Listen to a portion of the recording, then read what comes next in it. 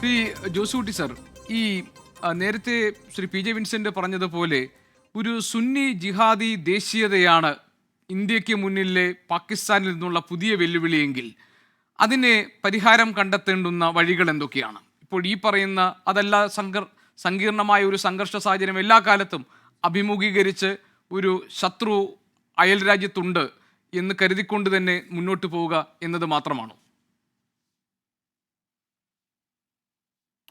പാകിസ്ഥാൻ്റെ ഈ സുന്നി ജിഹാദി സംസ്കാരം, ദേശീയത, അത് വിഭജനകാലം മുതൽ തന്നെ പാകിസ്ഥാൻ പ്രാക്ടീസ് ചെയ്യുന്ന ഒന്ന് തന്നെയാണ്.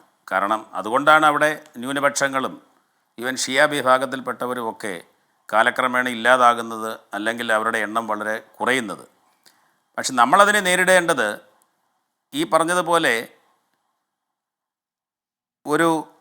മറിച്ചൊരു ഹിന്ദു ദേശീയതയുടെ അടിസ്ഥാനത്തിൽ ആകരുത് എന്നുള്ളതാണ് എൻ്റെ അഭിപ്രായം. കാരണം പാകിസ്ഥാൻ അങ്ങനെ ഒരു നരേറ്റീവ് വയ്ക്കുമ്പോൾ, ഇപ്പോൾ പഹൽഗാമിൽ അത്തരത്തിലുള്ള മതം ചോദിച്ചുകൊണ്ടുള്ള ഒരു അക്രമം നടന്നപ്പോൾ നമ്മൾ അതേ നാണയത്തിൽ മറ്റൊരു മറുന്യായമാണ് പറയുന്നതെങ്കിൽ, അതിനോട് സമാനമായിട്ടുള്ളൊരു ന്യായമാണ് പറയുന്നതെങ്കിൽ അവിടെയാണ് പാകിസ്ഥാൻ വിജയിക്കുന്നത്. അപ്പം അതുണ്ടാകാതിരിക്കുക, നമ്മളുടെ രാഷ്ട്രം എപ്രകാരമാണോ രൂപം കൊണ്ടത്, എന്തൊക്കെയാണോ ഭരണഘടനാപരമായി നമ്മളുടെ ഭരണഘടനയുടെ മൂല്യങ്ങൾ, അത് ഉയർത്തിപ്പിടിച്ചുകൊണ്ടിട്ടുള്ള ഒരു പ്ലൂറലിസ്റ്റിക് ആയിട്ടുള്ള സാംസ്കാരിക ദേശീയത, അല്ലെങ്കിൽ ഒരു ദേശീയതയിൽ അധിഷ്ഠിതമായിട്ട് വേണം നമ്മൾ ചിന്തിക്കുവാൻ. ശരി, അപ്പോൾ നമുക്ക് ജനാധിപത്യം അത്തരം ആശയങ്ങൾ വെച്ചിട്ട് മാത്രമേ പാകിസ്ഥാന്റെ ഇതിനെ.